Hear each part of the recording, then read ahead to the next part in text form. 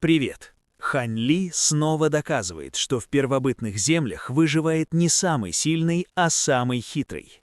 Во-первых, он спасает расу зверей от, казалось бы, неуязвимого бессмертного золотого пожирателя. Вместо бесполезных ударов по идеальной броне Хань Ли использует 3 бессмертных сокровища и магические цепи на собственной крови, чтобы намертво запечатать душу монстра. Во-вторых, спасенные лидеры тут же показывают свою истинную цену. Они решают пустить Хань Ли на магические органы, чтобы исцелить своего больного короля. Классический удар в спину, но герой успевает почувствовать подвох и виртуозно уходит от ловушки, подсунув жадным вождям пустышку, магического двойника из бобов. И, наконец, начинается новая гонка за выживание. Запечатанный пожиратель вырывается и начинает охоту на спутницу Хань Ли, Цзинь Тун. Чтобы спрятать ее от всех, Хань Ли покупает на теневом рынке специальный талисман и прячет девушку прямо в пространственном желудке питомца Сяо Бая. Хань Ли переиграл предателей, но самая изнурительная охота в этих диких землях только начинается. А теперь слушаем дальше.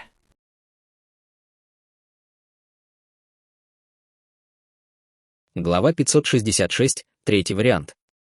Цзинь Тун, попробуй этот талисман и посмотри, не сможешь ли ты дольше оставаться в животе у Сябая, сказал Хань Ли, передавая талисман Цзинь Тун. Цзинь Тун приняла талисман, прежде чем приложить его к своему телу, и он немедленно исчез в ее теле шаром нежного белого света. На ее лбу появилась серия сияющих белых духовных узоров, образовав те же облакоподобные рисунки, что и на талисмане. На лице Цзинь Тун появилось странное выражение, после чего она приказала Сябаю открыть пасть, и полосой золотого света полетела к нему. Сябай поспешно подчинился, проглотив полосу золотого света. Быстро пролетел час, но Цзинь Тун все еще не выходила, и Сябай начал немного волноваться, с беспокойством расхаживая по колеснице.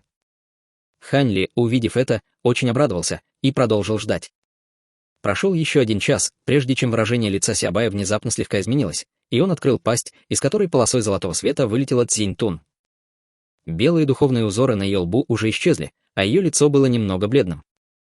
Хань Ли не стал сразу спрашивать, как она себя чувствует. Вместо этого он перевернул руку, чтобы достать зеленую нефритовую линейку, прежде чем передать ее ей. Цзинь Тун тут же схватила линейку, а затем быстро разгрызла ее всего за несколько укусов, словно это была палочка леденца. После этого ее лицо окутал слой лазурного света, который быстро исчез, но ее цвет лица стал немного лучше. «Ну, как?» — спросил Хань Ли. «Талисман сработал, дядя. Раньше, без талисмана, я всегда чувствовала сильную сонливость в животе у Сябая, но с талисманом мне стало гораздо лучше», — с улыбкой ответила Цзинь Тун. «Как ты думаешь, насколько дольше ты сможешь там оставаться, если у тебя будет достаточно этих талисманов?» — спросил Хань Ли. «Даже с достаточным количеством талисманов, мне кажется, я смогу продержаться там еще максимум час», — ответила Цзинь Тун. Хань Ли задумчиво кивнул, услышав это. Похоже, что даже с этими талисманами духовных доспехов, усиливающими ее душу, она не могла долго оставаться в животе Сябая. В лучшем случае она сможет оставаться там 3 часа, потратив 2 таких талисмана. Это было не очень долго, но все же гораздо лучше, чем раньше. С этой мыслью Хань Ли взмахнул рукавом, чтобы достать еще несколько духовных сокровищ, которые Цзинь Тун могла съесть, а затем вернулся в раздел обмена в интерфейсе Дворца Реинкарнации, чтобы купить более 100 талисманов духовных доспехов. Ситуация была критической, поэтому он ничуть не жалел камней бессмертного происхождения. Как раз в тот момент, когда он собирался убрать багровый световой экран, на его лице внезапно появилось радостное выражение. Как оказалось, на задание, которое он только что опубликовал, уже кто-то ответил. Он немедленно наложил печать заклинания на световой экран, и из него вырвалась вспышка красного света, которая затем превратилась в нечеткий красный фантом с неразличимыми чертами лица. Однако на маске фантома можно было отчетливо разглядеть слова «Феникс-19». «Учитывая, что вы взялись за мое задание, я предполагаю, что у вас есть способ, позволяющий золотым бессмертным использовать бессмертные сокровища стадии высшего зенита, верно, товарищ Даос?» — сказал Хань Ли, не тратя времени на пустую болтовню. «Прежде чем я отвечу на этот вопрос, я хочу спросить, какой тип бессмертного сокровища вы хотите использовать?» — ответил Феникс-19. Голос звучал так, будто он принадлежал мужчине, но он был на удивление немного высоким. «Летающее бессмертное сокровище», — ответил Хань Ли. «Понятно. Вообще говоря, требования к бессмертной духовной силе у летающих бессмертных сокровищ не очень высоки, поэтому это будет относительно простой случай.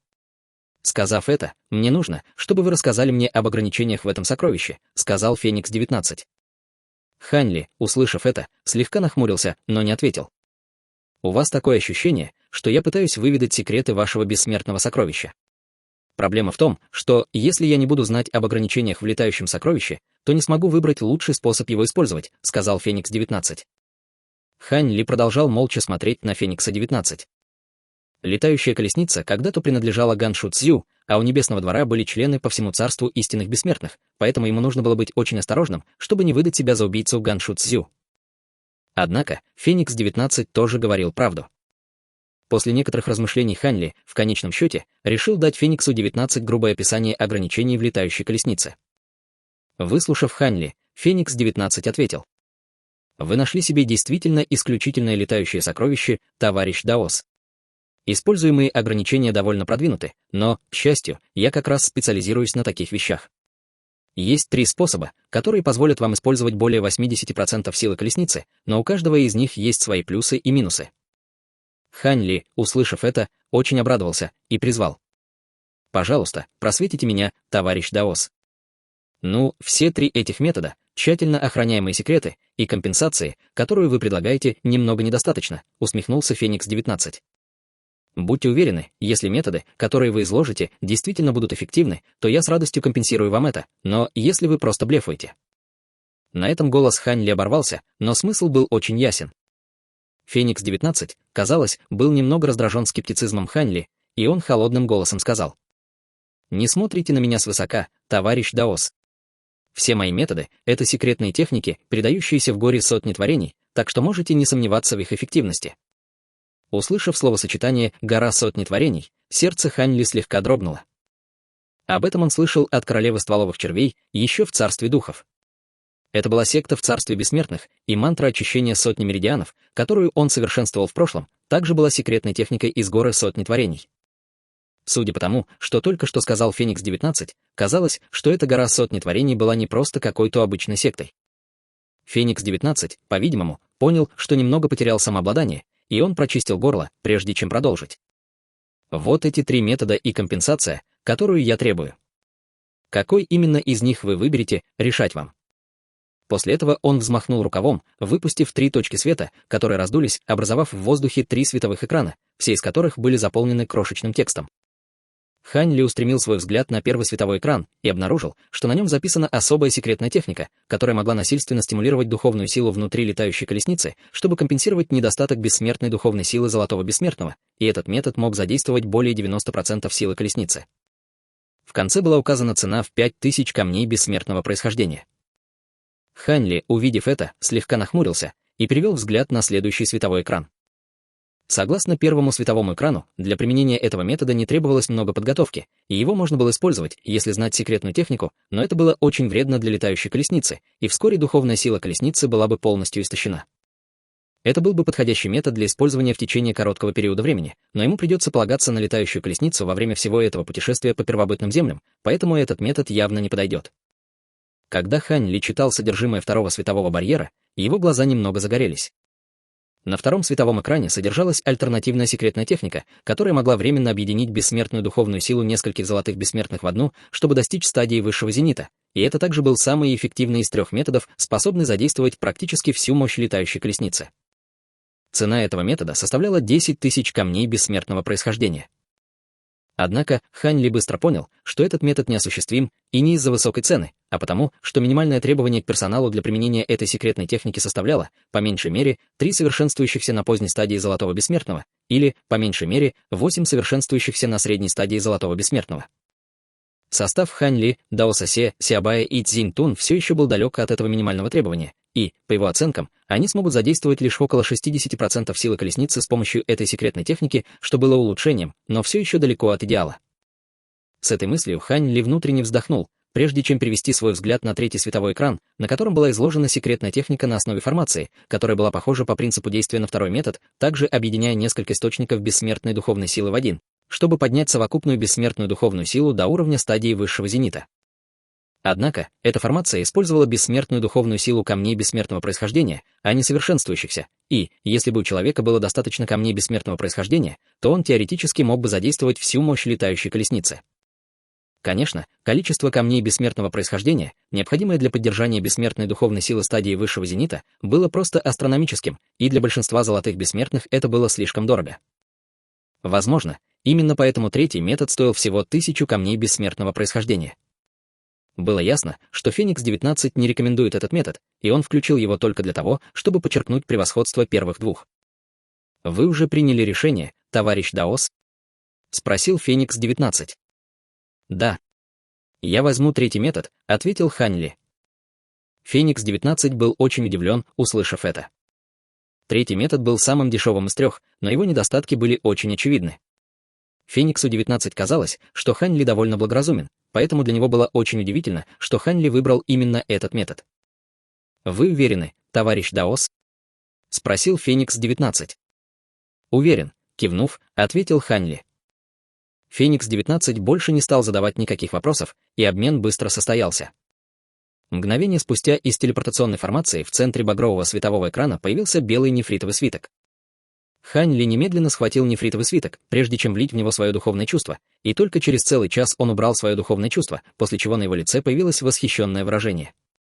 Секретная техника, изложенная в нефритовом свитке, определенно была жизнеспособной, и она также идеально подходила для летающей колесницы Хань Ли, указывая на то, что Феникс-19 модифицировал ее, чтобы она соответствовала этому конкретному случаю.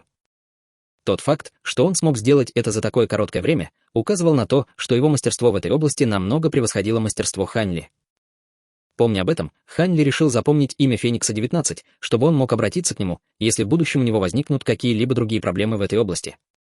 После этого он взмахнул рукавом, чтобы достать кучу материалов, необходимых для установки формации, прежде чем приступить к работе.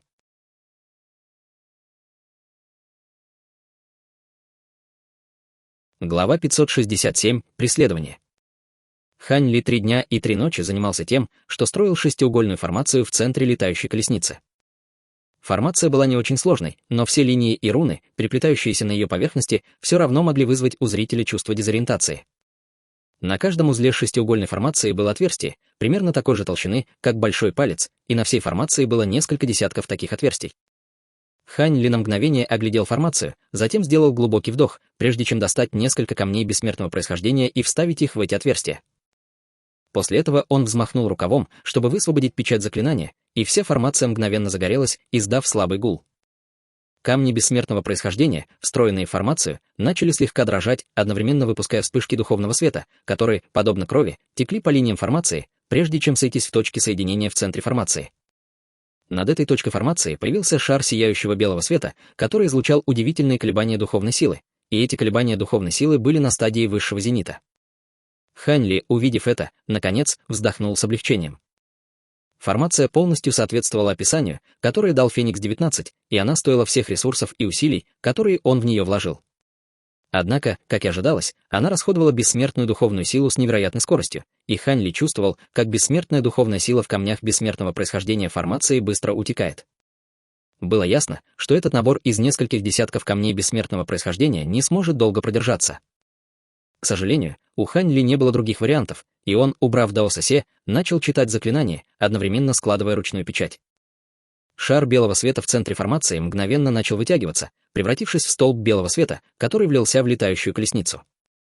Духовные узоры на летающей колеснице немедленно засияли в несколько раз ярче, чем тогда, когда Хань Ли управлял ею, а зеленый световой барьер вокруг колесницы также начал яростно бурлить, прежде чем превратиться в сияющее зеленое облако.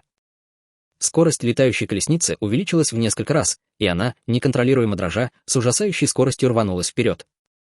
Это было связано с тем, что летающая колесница двигалась так быстро, что Хань Ли больше не мог ее полностью контролировать.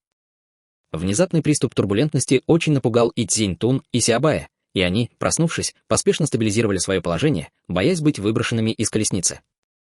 Хань Ли с серьезным выражением лица начал быстро складывать ручные печати, делая все возможное, чтобы управлять летающей колесницей. По мере того, как время шло, он постепенно привыкал к новой скорости колесницы, и только тогда он немного расслабился. Скорость летающей колесницы вселила в него некоторую уверенность в том, что они смогут сбежать от бессмертного золотого пожирателя, который их преследует. Цзинь-Тун, с этого момента как можно дольше оставайся в желудке Сиабая, чтобы свести к минимуму время, в течение которого бессмертный золотой пожиратель сможет тебя обнаружить. Что касается талисманов духовных доспехов, то прибереги их для момента, когда мы столкнемся с реальной опасностью, распорядился Хань Ли. Цзинь-Тун понимала серьезность ситуации, поэтому послушно подчинилась, не поднимая шума, и полосой золотого света влетела в пасть Сиабая. Тем временем Хань Ли сел, скрестив ноги, и, управляя летающей колесницей, задумался.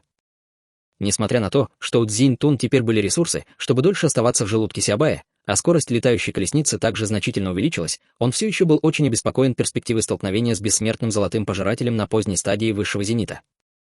Единственным способом, которым он мог гарантировать, что они смогут пережить это испытание, было стать нефритовым бессмертным, но это было явно невозможно. Несмотря на то, что у него был огромный запас всевозможных пилюль, за короткое время практически невозможно было достичь даже поздней стадии золотого бессмертного, не говоря уже о стадии высшего зенита. С этой мыслью брови Хань Ли нахмурились от беспокойства. Однако, затем ему вдруг пришла в голову мысль, и он, перевернув руку, во вспышке зеленого света достал зеленую тыкву. Это было небесное сокровище, которое он забрал у Цуйлин. Покинув бессмертное поместье Адского Мороза, он постоянно был занят различными делами, и он практически забыл об этом сокровище. Он на мгновение посмотрел на зеленую тыкву в руке, затем взмахнул рукавом, выпустив серию полос лазурного света, которые оказались набором флага формации, приземлившихся рядом со Сиабаем. Затем внезапно появился лазурный световой барьер, окутав ошеломленного Сиабая. Сразу же после этого Хань Ли поднял руку, и зеленая тыква тут же взлетела, зависнув в воздухе, и начала излучать вспышки нежного зеленого света. Хань Ли влил свое духовное чувство в зеленое пространство внутри тыквы, и оно ничем не отличалось от того, что было раньше. Зеленое пространство все еще было заполнено зеленым светом, который медленно вращался, образуя огромный зеленый вихрь, в центре которого находился небольшой лазурный меч и миниатюрный трехэтажный павильон. Это были зеленый бамбуковый меч облачного роя и павильонное бессмертное сокровище, которое он поместил в тыкву, чтобы проверить ее силу. В этот момент зеленый бамбуковый меч облачного роя в вихре излучал волны нежного лазурного света, и грозная духовная сила внутри него стала гораздо чище и сдержаннее, как и у миниатюрного павильона сокровища. Некоторое время спустя Хань Ли отвел от тыквы свое духовное чувство, и на его лице появилось задумчивое выражение. Учитывая, что и зеленый бамбуковый меч облачного роя, и павильон сокровища все еще были невредимы после того, как провели так много времени в тыкве, было ясно, что в тыкве можно хранить бессмертные сокровища. С этой мыслью Хань Ли взмахнул рукавом, призывая 3 зеленых бамбуковых меча облачного роя, одновременно указав пальцем на тыкву. Поверхность тыквы озарила вспышка зеленого света, и из ее отверстия вырвалась полоса зеленого света, которая окутала 3 летающих меча, прежде чем втянуть их внутрь. Он повторил этот процесс несколько раз, партиями отправляя в тыкву свои остальные зеленые бамбуковые мечи облачного роя, а затем поставил тыкву на землю перед собой. Усиление его зеленых бамбуковых мечей облачного роя на самом деле не было главной причиной, по которой он призвал тыкву. Будучи высшим небесным сокровищем, эта тыква была одним из его самых ценных сокровищ, уступая только флакону, контролирующему небеса. Несмотря на то, что это, по-видимому, не было атакующим высшим небесным сокровищем, оно, безусловно, очень помогло бы ему в борьбе с бессмертным золотым пожирателем, если бы он смог полностью очистить ее. С этой мыслью Хань Ли посмотрел на отверстие тыквы и обнаружил, что цвет тыквы в этом месте немного светлее, чем в других местах, указывая на то, что ее сорвали, прежде чем она полностью созрела. Немного подумав, он достал свой флакон, контролирующий небеса, внутри которого была капля слабо светящейся зеленой духовной жидкости. Хань Ли осторожно наклонил флакон, и капля зеленой духовной жидкости тут же потекла к отверстию тыквы, где был более светлый цвет. В следующее мгновение зеленый свет, исходящий от тыквы, резко усилился в несколько раз, и в этом свете появилось бесчисленное множество зеленых рун, которые яростно танцевали и бурлили, как кипящая вода. Из тыквы вырвалась вспышка грозных колебаний силы закона, распространившись наружу, и ближайшая ци происхождения мира тоже пришла в неистовство, образовав шары духовного света разных цветов. В этот момент летающая колесница все еще мчалась, и эти шары духовного света мгновенно остались позади, образовав за колесницей ослепительную волну радужного света. Хань Ли не обратил на это внимания, пристально глядя на тыкву. Капля зеленой духовной жидкости на мгновение задрожала на поверхности тыквы, а затем медленно впиталась в нее, после чего бурлящие руны вокруг тыквы постепенно успокоились. Он внимательно осмотрел тыкву и обнаружил, что ее внешний вид ничуть не изменился, как и внутреннее пространство. Хань Ли, увидев это, слегка нахмурился, но не был особо разочарован. Еще когда он влил зеленую духовную жидкость в свой меч разрушения небес, потребовалось очень много времени, чтобы проявился эффект, поэтому ему нужно было набраться терпения. С этой мыслью Хань Ли поднялся на ноги и подошел к углу летающей колесницы, где установил миниатюрную формацию, прежде чем поместить в нее флакон, контролирующий небеса. После этого он вернулся на свое место и снова сел, затем открыл рот, чтобы выпустить вспышку лазурного света, которая окутала зеленую тыкву и втянула ее обратно в его тело. Прошел месяц. Под звездным ночным небом зеленая летающая колесница, подобно зеленой падающей звезде, мчалась, продолжая двигаться с невероятной скоростью. Внизу был огромный горный хребет, и в этот момент они уже были далеко от каньона Темной звезды. Хань Ли в этот момент с нахмуренными бровями смотрел на горный хребет внизу. Весь последний месяц он с помощью Цзинь Тун постоянно следил за бессмертным золотым пожирателем на стадии высшего зенита, и, по словам Цзинь Тун, в последнее время он быстро восстанавливал свою силу, что указывало на то, что он, скорее всего, уже освободился от цепей закона разделения источника. Хань Ли взглянул на небо, а затем подошел к углу летающей колесницы, где взял флакон, контролирующий небеса, и капнул каплю зеленой духовной жидкости на зеленую тыкву. Зеленая тыква снова начала ярко светиться, излучая всплески грозных колебаний силы закона, но, как и в прошлый раз, тыква вскоре вернулась в свое первоначальное состояние. Выражение лица Хань Ли осталось неизменным, и он как раз собирался поставить флакон, контролирующий небеса, на место, как вдруг поднял бровь, затем убрал флакон и бросился к Сиабаю. На лице Сиабая было встревоженное выражение, когда он сказал: «Хозяин, Цзинь Тун говорит. Он преследует нас?» Мрачным голосом спросил Хань Ли. «Да. По словам Цзинь Тун, он преследует нас даже быстрее, чем сейчас летит наша колесница», — ответил Сиабай. «Насколько быстрее?» — спросил Хань Ли. Сиабай на мгновение замолчал, а затем с испуганным выражением лица ответил: «Примерно вдвое быстрее». Хань Ли, услышав это, слегка нахмурился и, перевернув руку, достал талисманы духовных доспехов, которые он купил ранее, а затем бросил их все в пасть Сиабаю, приказав: «Цзинь Тун, оставайся там как можно дольше». После этого он повернулся и начал вливать цепочку рунных печатей в летающую колесницу и шестиугольную формацию. Летающая колесница тут же засияла еще ярче, резко развернулась и умчалась в другом направлении.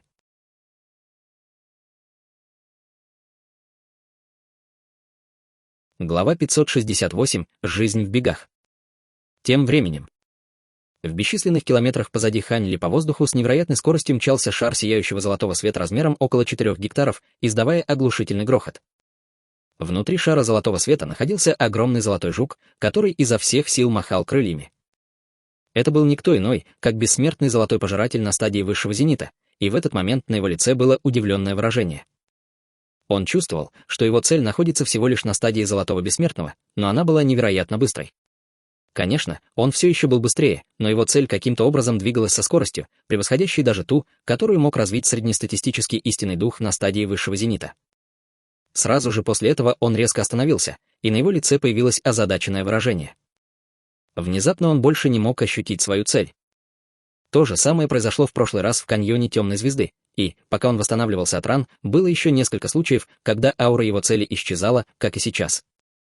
Немного подумав, он продолжил двигаться в том же направлении, что и раньше. Примерно через 3 часа аура его цели снова появилась, но на этот раз она была в другом направлении и была довольно далеко. Бессмертный золотой пожиратель стадии высшего зенита, почувствовав это, холодно фыркнул, но не был особо обеспокоен, когда повернулся, чтобы отправиться в том направлении. В небе над горным хребтом мчалась зеленая летающая колесница. Цзинь Тун, казалось, только что вышла из желудка Сиабая, и ее лицо было довольно бледным, а дыхание немного прерывистым. Что касается Сиабая, то он уныло повесил голову.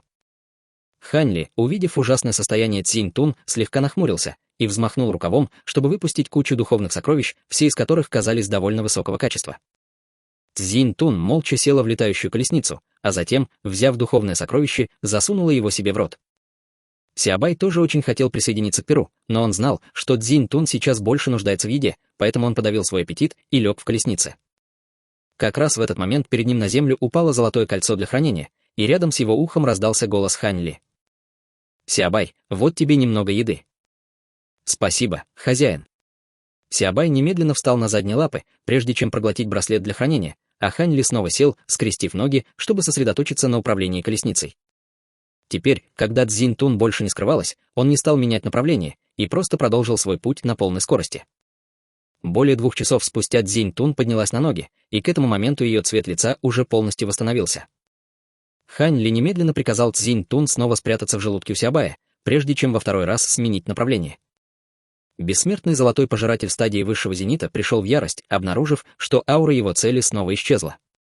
Всякий раз, когда это происходило, его цель могла немного увеличить расстояние между ними, и это, естественно, очень раздражало бессмертного золотого пожирателя, но у него не было выбора, кроме как продолжать преследование. 3 часа спустя аура Цзинь Тун снова появилась, и, конечно же, она сменила направление и снова оказалась очень далеко, оставаясь недосягаемой. Однако, к этому моменту бессмертный золотой пожиратель уже успокоился. Ему стало ясно, что его цель каким-то образом способна периодически скрывать свою ауру, но если его цель не сможет делать это в течение длительного времени, то она никогда не сможет выйти за пределы его духовного восприятия. И действительно, в течение следующих нескольких месяцев бессмертный золотой пожиратель все еще не мог догнать свою цель, но и цель не могла оторваться от него. Как и раньше, аура его цели периодически исчезала, и, когда она снова появлялась, она была в другом направлении довольно далеко. В результате, несмотря на то, что бессмертный золотой пожиратель был гораздо быстрее своей цели, он бегал, словно собака за своим хвостом, из-за чего был полностью пассивен, что, естественно, его очень раздражало, но он ничего не мог с этим поделать. Зеленая летающая колесница мчалась по небу над густым лесом, а Хань Ли, управляя колесницей, выглядел немного более расслабленным. Если бы он смог сохранить такой расклад, то бессмертный золотой пожиратель не смог бы их поймать. Несмотря на то, что это очень сильно расходовало его запасы камней бессмертного происхождения, к счастью, он сейчас был невероятно богат и теоретически мог бы продолжать это еще около 3 десятилетий. Он был уверен, что бессмертный золотой пожиратель в какой-то момент сдастся. Единственная проблема заключалась в том, что, по мере того, как они углублялись в первобытные земли, все вокруг становилось им очень незнакомым, и на них уже бесчисленное количество раз нападали первобытные звери. Несмотря на то, что им удалось пережить все эти атаки, это явно не было устойчивой стратегией. Чем дальше они будут продвигаться вглубь первобытных земель, тем больше будут рисковать. В этот момент Цзинь Тун грызла какое-то духовное сокровище, а Сябай лежал, закрыв глаза. Как раз в этот момент из густого леса внизу раздался ужасающий визг, и одного только этого звука было достаточно, чтобы в душу Хань Ли вонзилась острая боль. Он поспешно поднялся на ноги, как раз вовремя, чтобы увидеть, как из леса внизу поднимается огромная серая тень, и она была не намного медленнее колесницы. Хань Ли немедленно активировал свои глаза духовного прозрения и смог определить серую тень как огромную серую птицу с мясистым черным гребнем на голове. Вместо перьев у птицы был слой короткого серого меха, плотно прилегающего к коже, что придавало ей довольно отталкивающий вид. В то же время она излучала грозную ауру, которая указывала на то, что она находится на пике стадии Золотого Бессмертного. Хань Ли не было никакого желания вступать в битву с таким грозным первобытным зверем, и он немедленно взмахнул рукавом, чтобы выпустить небольшой белый флаг, который увеличился до нескольких километров в размере, прежде чем развернуться, явив море облаков. Это было одно из бессмертных сокровищ, которые Хань Ли получил у Гуншу Цзю. Море облаков, изображенное на флаге, начало светиться духовным светом, и из флага мгновенно хлынуло бескрайнее пространство белого тумана, который обрушился на серую птицу. Гигантская серая птица завизжала, когда гребень на ее голове засиял ослепительным серым свечением, после чего она энергично взмахнула крыльями, выпустив порыв серого ветра, который превратился в грозный серый торнадо. Серый торнадо излучал намеки на колебания силы закона, с легкостью прорвавшись сквозь море облаков, прежде чем устремиться прямо к летающей колеснице. В то же время внутри торнадо появилось бесчисленное множество огромных серых ветреных лезвий, и было ясно, что это не просто какие-то обычные ветреные лезвия. Хань Ли поспешно сделал ручную печать, чтобы остановить летающую колесницу, затем взмахнул рукавом, чтобы выпустить 3 желтых значка, которые появились перед летающей колесницей слева и справа от нее. Из 3 значков вырвались волны желтого света, образовав вокруг летающей колесницы толстый желтый световой барьер. Как только желтый световой барьер принял форму, его тут же накрыл шквал бесчисленных серых ветреных лезвий, из-за чего он непрерывно рябил, но в конечном итоге смог сдержать ветреные лезвия. Более того, желтый световой барьер даже смог отбить некоторые ветреные лезвия, отправив их обратно к серой птице, которая тут же уклонилась и явно опасаясь ветреных лезвий. В то же время Хань Ли открыл рот, чтобы выпустить вспышку лазурного света, которая исчезла в белом флаге, и из флага тут же хлынуло еще одно облако тумана, прежде чем принять форму 7 или 8 драконов, которые в мгновение ока обвили гигантскую серую птицу. Эти туманные драконы были наделены большим количеством бессмертной духовной силы Хань Ли, и им удалось временно сковать серую птицу. Однако, вместо того, чтобы воспользоваться этой возможностью, чтобы попытаться убить птицу, Хань Ли немедленно сделал ручную печать, чтобы отправить летающую колесницу в облет гигантской серой птицы полосой зеленого света. Несколько мгновений спустя за колесницей раздался громкий стук, и серая птица, вырвавшись из туманных драконов, снова бросилась в погоню за колесницей. Хань Ли не обратил на нее внимания, продолжая управлять колесницей, и вскоре серая птица осталась далеко позади. Отбросив серую птицу, Хань Ли тихо вздохнул с облегчением, затем убрал белый флаг и желтые значки. Прошло не более 2 часов, как впереди раздался гул, и из густого леса внизу вырвалось огромное фиолетовое облако, которое устремилось к летающей колеснице. Хань Ли сосредоточил свой взгляд на фиолетовом облаке и обнаружил, что это рой бесчисленных фиолетовых шершней, каждый из которых был размером с мельничное колесо. У них были похожие на мечи загнутые жала, которые светили синим, что явно указывало на то, что они наполнены очень сильным ядом. Хань Ли, увидев это, снова призвал 3 желтых значка, чтобы защитить летающую колесницу. В то же время он взмахнул рукавом, чтобы призвать большой багровый флаг, который выпустил огромное количество пламени, чтобы создать вокруг колесницы море огня, которое без остановки продолжало мчаться к рою фиолетовых шершней. В конце концов, колеснице удалось вырваться из роя шершней только после борьбы, которая длилась почти 2 часа. В этот момент Хань Ли становился все более встревоженным. По мере того, как они продолжали двигаться вперед, им встречалось все больше и больше препятствий, до такой степени, что им приходилось выдерживать до нескольких десятков атак первобытных зверей и различных первобытных племен каждый день.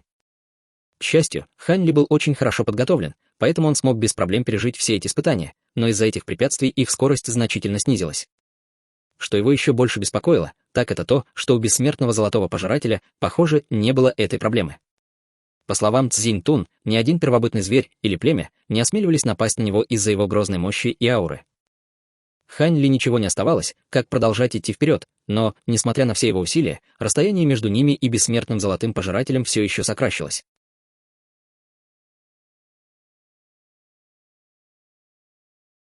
Глава 569. Отплатить той же монетой. 2 месяца спустя. Зеленая нефритовая летающая колесница мчалась над древним лесом, оставляя за собой невероятно длинный шлейф зеленого света. Внезапно она резко остановилась, и Хань Ли начал добавлять в формацию на колеснице новую партию камней бессмертного происхождения. Формация с невероятной скоростью сжигала его камни бессмертного происхождения, но это была необходимая жертва, если у них была хоть какая-то надежда не подпустить к себе бессмертного золотого пожирателя. В этот момент Цзинь Тун сидела, скрестив ноги, в колеснице с унылым выражением лица, а Сябай лежал на земле с рассеянным видом. «Дядя, если мы дойдем до того, что больше не сможем от него убежать, ты бросишь меня и сбежишь один?» Внезапно с встревоженным выражением лица спросила Цзинь Тун. В глазах Хань Ли промелькнула усталость, и он усмехнулся. «Если у тебя есть время думать о таких глупостях, то лучше сосредоточься на том, чтобы как можно скорее восстановиться, а затем вернуться в желудок Сябая. Эта тварь преследует нас все быстрее и быстрее, и теперь мне приходится проводить почти все свое время в желудке у Сябая. Будет ужасно, если я задохнусь в его желудке еще до того, как эта тварь доберется до меня». Со вздохом сказала Цзинь Тун. «Кто бы говорил? Ты постоянно залазишь и вылазишь из моего желудка, и в последнее время меня тошнит, но ты же не слышишь, чтобы я жаловался. В следующий раз, когда этот бессмертный золотой пожиратель придет за нами, я не уверен, что смогу удержаться и не выплюну тебя», — проворчал Сябай. «Если ты не хочешь, чтобы я сидела у тебя в желудке, то ты можешь посидеть у меня. Учитывая, сколько природных сокровищ и бессмертных сокровищ ты съел, возможно, если я тебя съем, то смогу совершить прорыв, как с тем котлом. Когда это произойдет, все изменится, и я буду охотником, а не добычей», — ответила Цзинь Тун, со злобным взглядом осматривая Сябая. Сябай, услышав это, тут же в страхе отвернулся. Цзинь Тун как раз собиралась еще немного подразнить Сябая, как вдруг ее улыбка исчезла, и она, повернувшись к Хань Ли с встревоженным выражением лица, крикнула: «Быстрее, дядя! Он снова идет!» «Возвращайся в желудок Сябая», — с тревогой на лице приказал Хань Ли. Сразу же после этого летающая колесница, по его велению, начала мчаться по воздуху. В то же время Цзинь Тун достала талисман духовных доспехов, прежде чем приложить его к своему телу, а затем, превратившись в крошечного золотого жука, влетела в пасть Сябая, который, в свою очередь, превратился в белый нефритовый кулон и был убран в мешочек для хранения Хань Ли. «Дядя, я чувствую, что он идет еще быстрее, чем раньше. Мы можем двигаться быстрее?» — спросила Цзинь Тун с помощью голосовой передачи. «Пока это наш предел. Как ты думаешь, сколько еще у него уйдет времени, чтобы нас догнать?» — спросил Хань Ли. «Если он сможет сохранить свою нынешнюю скорость, то, определенно, догонит нас в течение 1,5 месяцев», — тут же ответила Цзинь Тун. Хань Ли, услышав это, плотно нахмурился. Мгновение спустя он взмахнул рукавом, чтобы достать карту, которую он получил от расы зверей, а затем, немного осмотрев ее, резко остановил колесницу. Вы первыми предали мое доверие, так что не вините меня за это. Внезапно летающая колесница развернулась и умчалась в другом направлении. Прошел месяц. Летающая колесница мчалась над огромным горным хребтом, и, следуя карте, Хань Ли смог направить ее к Красной долине. Приблизившись ко входу в долину, Хань Ли остановил колесницу, а затем издалека посмотрел на вход в долину. На двух горных склонах по обе стороны от долины были выгравированы гигантские человекоподобные львы, один из которых скрестил руки на груди, словно молился, а другой держал в руках огромный топор. Между горными склонами был огромный арочный каменный мост, по которому патрулировало множество чужеземных существ, одетых в костяные доспехи. Все эти чужеземные существа были вдвое больше среднего человека и обладали невероятно грозным телосложением. Их лица были похожи на человеческие, и вокруг каждого лица росло около 5 или 6 львиных голов. Это место называлось Красная спиральная долина, и именно здесь находилось племя грозных львов, одно из 8 священных племен расы зверей. Под арочным каменным мостом находились 3 гигантские полукруглые пещеры, из которых вырывались огромные потоки воды, создавая грозные облака водяного пара. Еще месяц назад, изучая карту, Хань Ли обнаружил, что они находятся недалеко от поселения племени грозных львов, поэтому он сменил направление, чтобы отправиться в эту долину. По пути Цзинь-Тун периодически пряталась в желудке у Сябая, но бессмертный золотой пожиратель приближался все быстрее и быстрее, поэтому расстояние между ними постепенно сокращалось, до такой степени, что в последние несколько дней Хань Ли мог чувствовать бессмертного золотого пожирателя своим духовным чувством, даже не нуждаясь в предупреждении от Цзинь-Тун. Хань Ли на мгновение осмотрел долину, а затем, сложив ручную печать и произнося заклинание, мгновенно подавил свою ауру до такой степени, что ее практически невозможно было обнаружить. Сразу же после этого он спикировал вниз, а затем спустился в мутную реку. Раздался глухой стук, когда Хань Ли с небольшим всплеском упал в реку, а затем начал быстро спускаться. Оказавшись на дне реки, он начал идти вверх по течению, по мягкой и влажной речной земле, при этом стараясь не использовать бессмертную духовную силу. Рельеф речного дна был чрезвычайно сложным, и на каждом повороте встречались мощные водовороты и течения, некоторые из которых по силе не уступали атакам сокровищ. К счастью, физическая сила Хань Ли была настолько велика, что он мог свободно перемещаться по дну реки, даже не прибегая к использованию бессмертной духовной силы. Вскоре он уже добрался до подножия гигантского арочного моста, поднимаясь по постепенно поднимающемуся речному дну. Как раз в этот момент Хань Ли внезапно заметил в воде впереди всплески беспорядочных колебаний энергии, и к нему поплыли несколько сотен гигантских черных рыб, каждая из которых была около 3 метров в длину. Эти черные рыбы были покрыты твердой черной чешуей, которая излучала металлический блеск, и было ясно, что эта чешуя затвердела и отполировалась от постоянного воздействия речного песка, который поднимали быстрые течения. Они раскрыли пасти, явив ряды острых зубов, явно намереваясь запугать Хань Ли, который, увидев это, слегка нахмурился. Немного подумав, он смог лишь внутренне вздохнуть, прежде чем высвободить свою способность реверсивной священной оси, что позволило ему в мгновение ока проскользнуть сквозь стаю гигантских черных рыб. За последние несколько месяцев некоторые из его рун до времени уже восстановились, поэтому он мог использовать свою священную ось мантры. И действительно, охранники племени грозных львов, патрулирующие мост наверху, немедленно почувствовали слабые колебания духовной силы, высвобожденные при использовании Хань Ли способности реверсивной священной оси, и все они повернулись, чтобы посмотреть на реку. «Иди и подними тревогу, это может быть атака врагов из расы насекомых». Тут же приказал вожак отряда охранников. Учитывая, насколько незначительными были эти колебания энергии, скорее всего, это был какой-то демонический зверь, который случайно попал в реку. «Черная чешуйчатая рыба должна справиться», — сказал еще один охранник.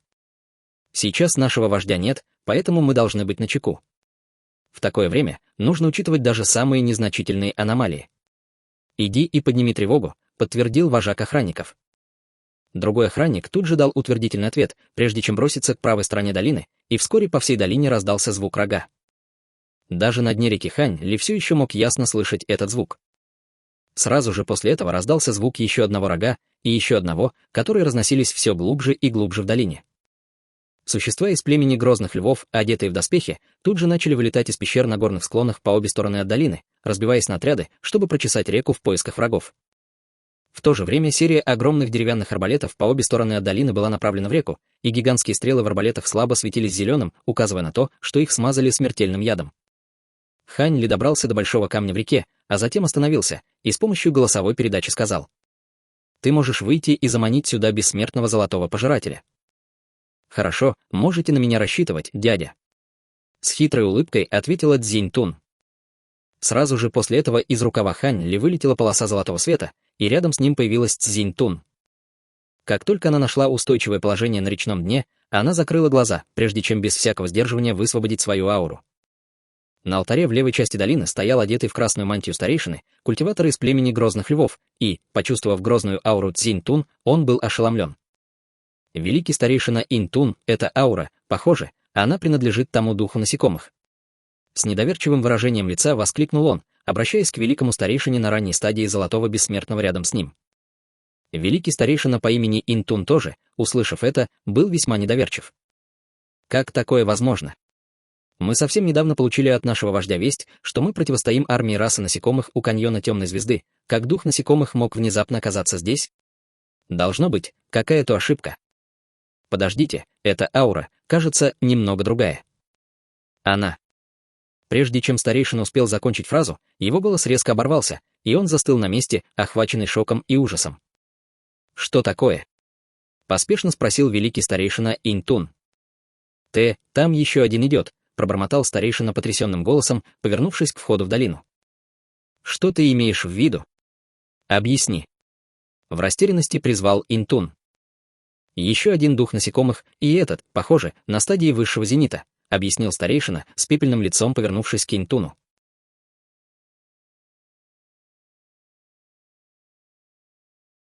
Глава 570. Резня. Ин-Тун не мог поверить своим ушам. Помолчав от ошеломления, он внезапно повернулся и крикнул.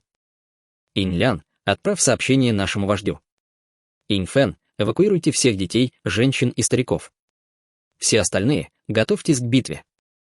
На алтаре было 7 или 8 старейшин племени грозных львов, которые были на поздней стадии истинного бессмертного и на ранней стадии золотого бессмертного, и все они тут же пришли в движение.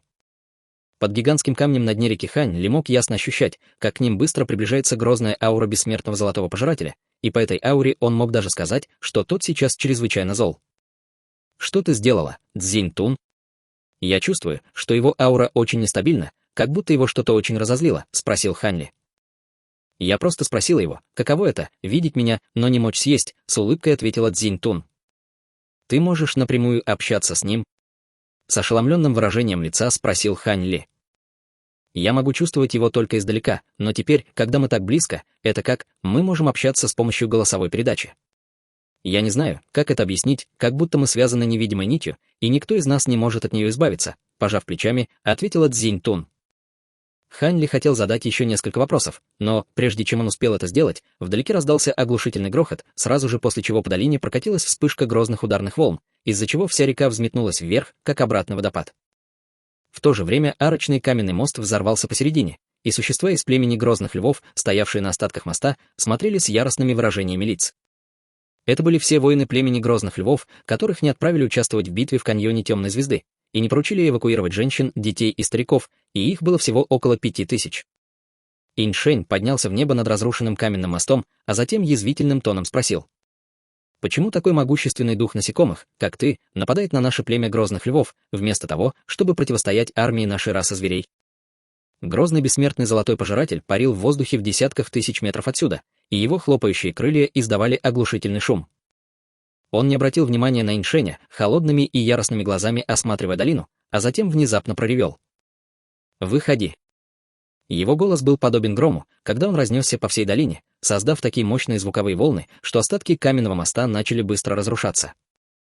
Инь-Шэнь едва смог удержаться на ногах, и на его лице появилось озадаченное выражение, когда он спросил. «Кого ты ищешь?» Однако бессмертный золотой пожиратель продолжал игнорировать его, когда, словно золотая гора, обрушился на вход в долину.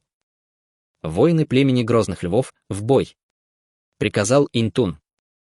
Однако бессмертный золотой пожиратель совершенно не обратил внимания на всех воинов племени грозных львов, когда с грозной силой продолжил спускаться ко входу в долину. Все воины племени грозных львов поспешно поднялись в воздух, прежде чем отступить в долину, и в то же время в долине, в десятках тысяч метров отсюда, поднялись несколько сотен огромных, похожих на грифонов, демонических зверей, которые затем раскрыли пасти, прежде чем издать странный звук, похожий на плач младенцев. При этом они высвобождали всплески своеобразных звуковых волн, которые, проходя по рогообразной долине, еще больше усиливались, становясь все более грозными, когда они устремились к бессмертному золотому пожирателю. Несмотря на то, что Хань Ли и Цзинь-Тун не находились в той области, через которую проходили звуковые волны, он все равно почувствовал, как в его голове пронзила острая боль, после чего на него обрушилась волна головокружения и тошноты. Он поспешно взмахнул рукавом, чтобы создать сферический световой барьер, который окутал его самого Ицзинь-Тун, и только тогда неприятные ощущения утихли. Остальная часть долины была довольно широкой и просторной, но у входа в долину она резко сужалась, образуя очень узкую область. Будучи усиленными сужающейся местностью долины, звуковые волны стали в бесчисленное количество раз мощнее, чем раньше, и бессмертный золотой пожиратель, влетев в долину, тут же попал под их действие. Волна за волной невидимых звуковых волн яростно взрывались, и казалось, что что-то невидимое разбивается на бесчисленные куски, разбрасывая осколки во все стороны.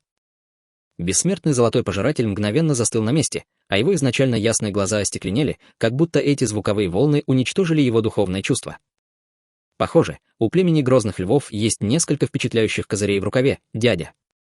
Я чувствую, что его душа серьезно ранена, и он, скорее всего, долго останется в таком дезориентированном состоянии. Может быть, нам стоит воспользоваться этим шансом, чтобы убить его? Спросила Цзинь-Тун, ее глаза загорелись от возбуждения. Хань Ли, услышав это, на мгновение замолчал, а затем проанализировал. Эти ударные волны действительно могут повредить душу, но мне кажется, что они больше предназначены для нанесения физического урона. Хотя это правда, что даже на меня они повлияли, даже если бы я попал под прямое воздействие этих звуковых волн, я бы все равно был дезориентирован максимум 3 секунды. Учитывая это, действительно ли имеет смысл, что эти звуковые волны смогли так сильно вывести его из строя? Ты хочешь сказать, что он притворяется, чтобы выманить нас?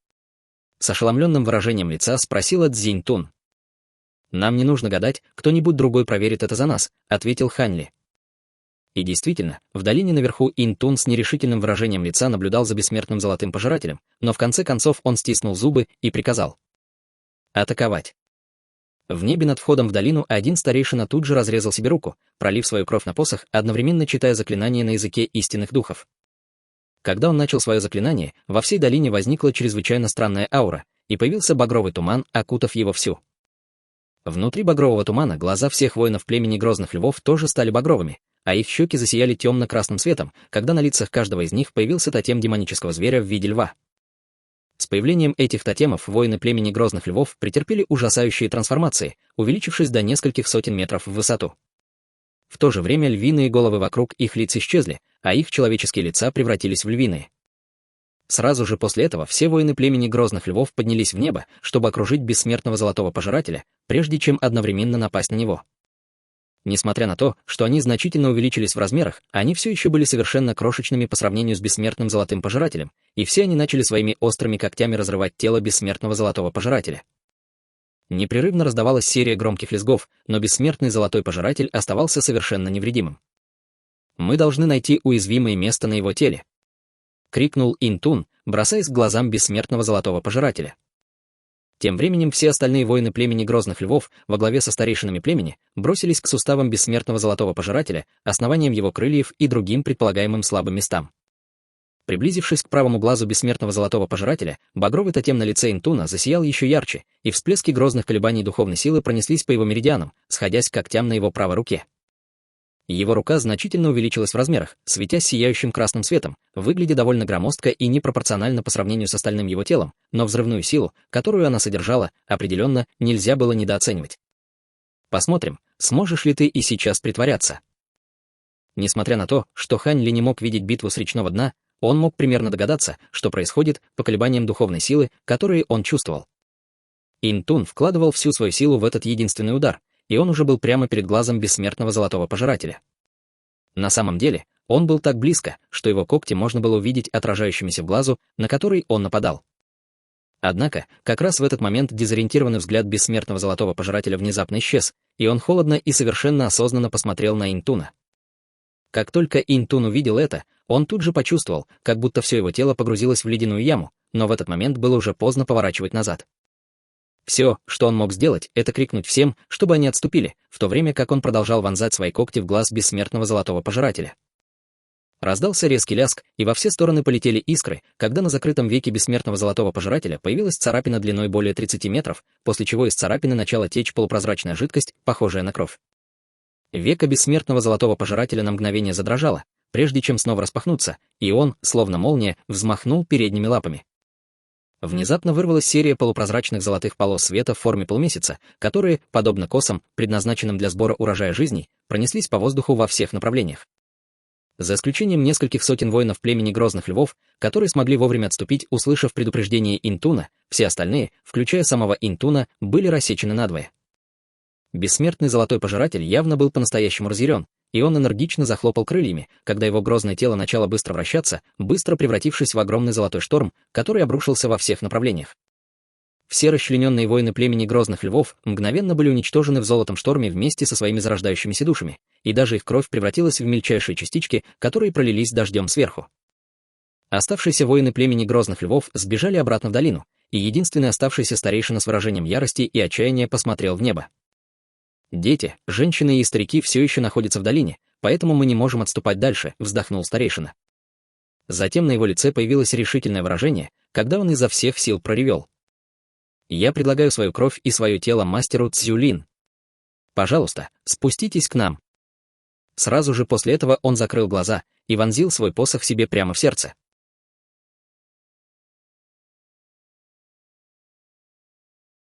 Друзья, эти главы, когда бегство превращается в отчаянную ловушку, а спасение покупается ценой чужой крови. Хань Ли понимает, что от бессмертного Золотого Пожирателя стадии высшего зенита не уйти в открытом бою, поэтому зеленая колесница летит на пределе, а формация сжигает камни с катастрофической скоростью. Чтобы скрыть Динь Тун, он прячет ее в желудке Сяобая, изолированном карманном пространстве, где ее аура не может быть засечена, но и это не спасает от чудовищного преследователя. Тот чует малейшее возмущение мира и продолжает приближаться. Тогда Хань Ли резко меняет курс и втаскивает смерть прямо в Красную Спиральную долину, на земли племени Грозных Львов, которые уже однажды его предали. Это холодный расчет. Он использует их высокомерие и силу как последнюю стену между собой и неостановимым хищником. Но и львиная армия бессильна. Их мощная групповая звуковая атака лишь на миг заставляет пожирателя замереть, и кажется, будто броня монстра наконец дала трещину. На деле это была лишь хищная уловка. Он притворился оглушенным, дождался, пока воины подойдут ближе, и затем выпустил золотой шторм, стирающий целую армию в пыль за считанные секунды. Последние выжившие старейшины понимают, что долина обречена, и один из них приносит себя в жертву, чтобы кровавым зовом призвать таинственного мастера. Теперь в долине назревает столкновение сил, от которого беглецу на зеленой колеснице уже не укрыться. Готовлю продолжение.